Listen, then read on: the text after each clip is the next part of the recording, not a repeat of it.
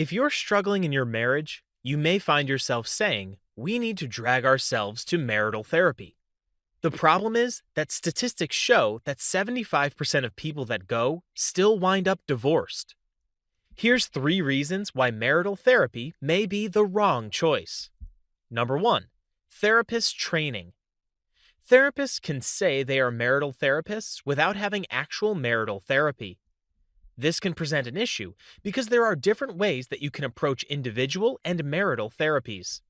In individual therapy, the well-being of the individual is the focus of that session. But what is the primary focus of a couple coming in for therapy? An untrained marital therapist will have a difficult time determining who is right in the relationship because ultimately the client becomes the couple and not the individual. So how can a therapist get through this when they have to focus on the needs of 2 different people? If you're looking to go to marital therapy, here are some good questions to ask the therapist. How did you get your training? What kind of training was it? How much training did you get? Do you do individual therapy or do you only do marital therapy?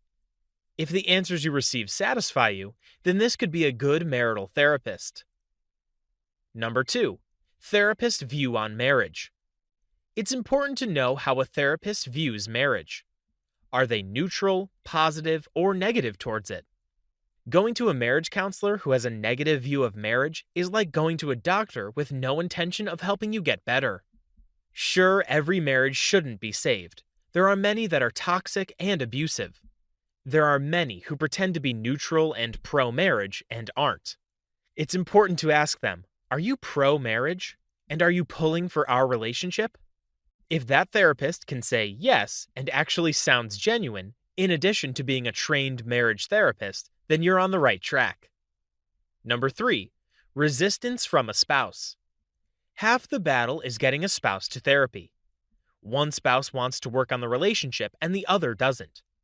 A spouse may think that the therapist may wave a magic wand and get the resistant spouse to do what they want.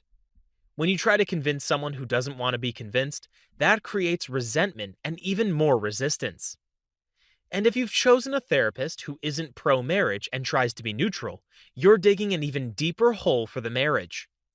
Even if you have the best marriage therapist in the world, that person who is resistant won't be making any progress. If you're both at odds with each other over whether you shouldn't be going to marital therapy, you probably shouldn't. This video isn't meant to try to sway you from trying marriage therapy, just to show you that there are many variables that factor into whether it's the right decision at the moment.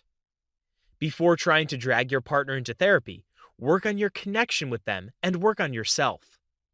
Sometimes after working on these things, you may realize that you don't even need therapy.